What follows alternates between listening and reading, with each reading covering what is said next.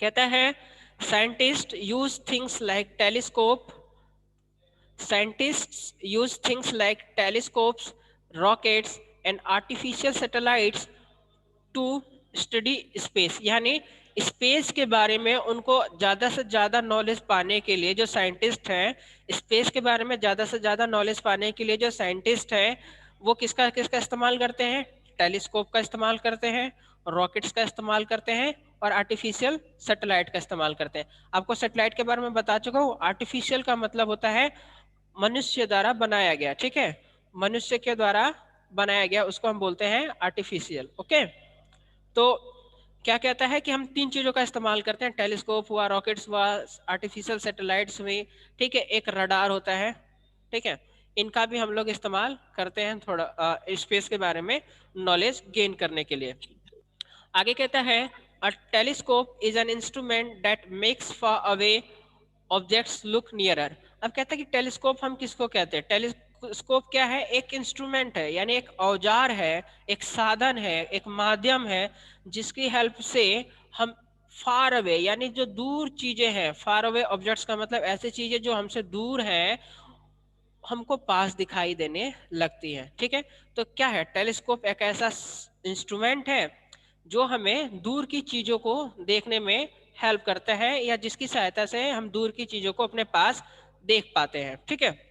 आगे कहता है this helps scientist to look at and study the far away heavenly bodies in the sky. Telescope ही क्या करता है? साइंटिस्टों को मदद करता है ताकि वो अंतरिक्ष में दूर दराज जो हेवनली बॉडीज हैं, यानी खगोलीय पिंड, आकाशीय पिंड जिनको हम बोलते हैं, जिसमें सूर्य, चंद्रमा, तारे ये हैं, इनको देखने में हेल्प करता है। आगे कहता है rockets help scientists to send things to space. Rocket किस हेल्प में यूज होते हैं? रॉकेट की हेल्प से जो साइंटिस्ट हैं वो क्या करते हैं, जो दूसरी चीजें हैं उनको अंतरिक्ष में भेजते हैं, ठीक है। यहाँ पे स्पेस का मतलब है अंतरिक्ष। तो ये छोटा छोटा बातें था इसके अंदर, अब आगे रीड करते हैं, ठीक है। ओके, आगे कहता है, आगे बता रहा है ये, कहता है artificial satellites are the satellites made by people. यानी आर्टिफिशियल सैटेलाइट हम किसको बोलते हैं? जो लोगों के द्वारा बनाई गई होती है। ऐसी सैटेलाइट जो लोगों के द्वारा बनाई गई हो, इंसानों के द्वारा बनाई गई हो, उसको हम बोलते हैं आर्टिफिशियल। अब देखो, आर्टिफिशियल की अगर आप हिंदी ढूंढो तो इसको बोलते हैं कृत्रिम। कृत्रिम का मतलब होता है जो बनाया गया हो इंसानों के द्वारा, ठीक है। तो आर्टिफिशियल सैटेलाइट का मतलब ऐसी सैटेलाइट जो लोगों के द्वारा बनाई गई हो या इंसानों के द्वारा बनाई गई हो। आगे कहता है they are sent into space with the help of rockets. Rockets की हेल्प से ये जो सैटेलाइट्स होती हैं, आर्टिफिशियल सैटेलाइट्स होती हैं, इनको स्पेस में भेजा जाता है, ठीक है।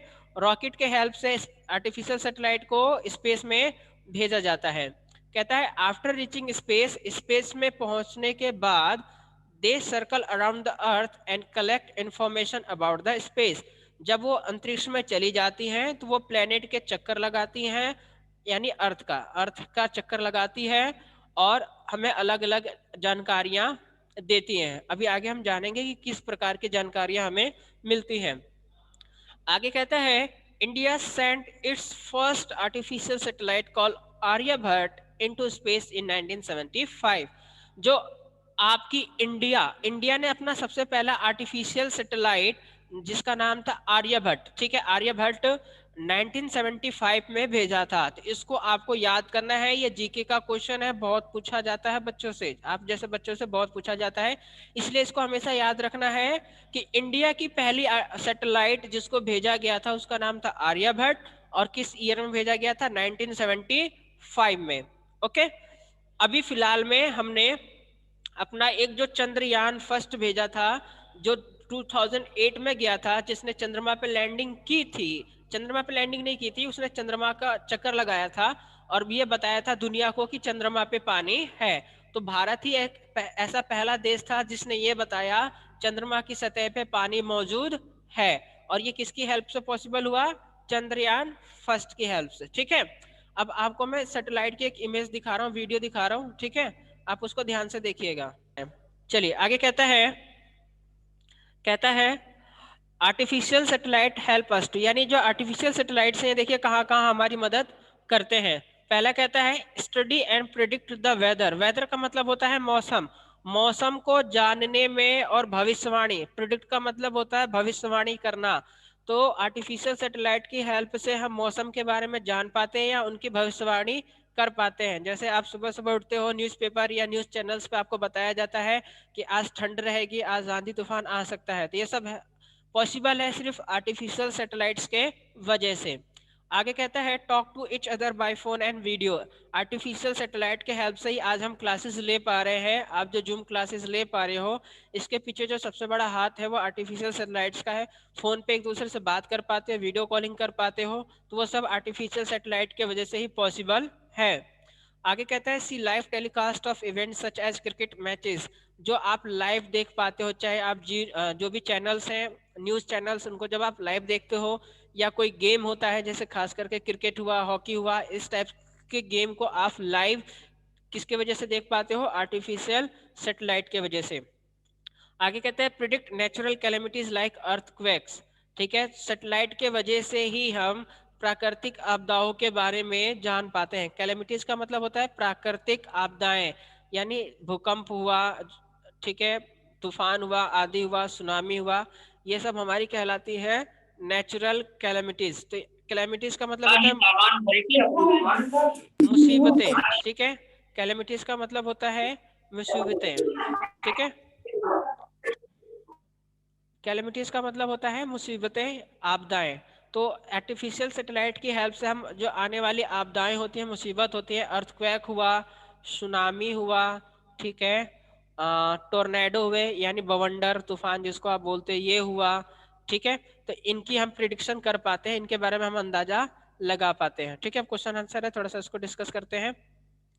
कहता है look at the figure 6 and 7, यानी हमको फिगर 6 और 7 को देखना है और इसके अंदर जो चीजें हैं इनके बारे में बताना है। तो ये मैंने आपको अभी वीडियो में दिखाया था और ये भी आपको वीडियो में दिखाया था। एक रॉकेट है और दूसरा हमारा आर्टिफिशियल सैटेलाइट्स है। ठीक है, आगे कहता है how do you think these things help us to study space. तो आर्टिफिशियल सैटेलाइट्स या हम रॉकेट की हेल्प से कैसे अंतरिक्ष के बारे में जान पाते हैं। तो ये लोग क्या करते हैं, ये अंतरिक्ष में जाते हैं, अर्थ के चक्कर लगाते हैं और वहां से हमें सारी नॉलेज भेजते रहते हैं। ठीक है, आगे कहता है व्हाट इज अ टेलीस्कोप। तो टेलीस्कोप के बारे में हमने यहाँ पढ़ा था, टेलीस्कोप के बारे में हमने ये पढ़ा था कि अ telescope is an instrument that makes far away objects look nearer. ठीक है, तो ये हमें टेलीस्कोप के अंदर लिखना है। आगे वो कहता है name two artificial satellites that were sent to outer space by India. India के द्वारा ऐसे दो सैटेलाइट्स जिनको भेजा गया है उनका हमें नाम लिखना है। तो हमने दो पढ़ा था, एक पढ़ा था आर्यभट्ट, पहली सैटेलाइट का नाम था आर्यभट्ट और दूसरी सैटेलाइट का नाम था चंद्रयान। ये जो दो सैटेलाइटें हैं ये हमने भेजी हुई है। ठीक है, अब ऐसे तो हमने बहुत सारी भेजी हुई हैं लेकिन अभी आपकी बुक में सिर्फ यही दो है। ठीक है, अब ये कुछ वर्ड मीनिंग है, इसको डिस्कस करते हैं। कहता है आर्टिफिशियल सैटेलाइट किसे कहते हैं? ऐसी सैटेलाइट जो ह्यूमंस के द्वारा बनाई गई हो, जो इंसानों के द्वारा बनाई गई हो, उसको हम बोलते हैं आर्टिफिशियल सैटेलाइट्स।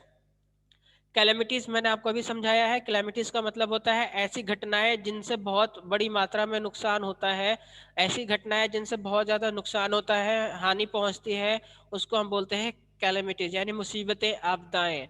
अगला है टेलीकास्ट। टेलीकास्ट का मतलब क्या होता है?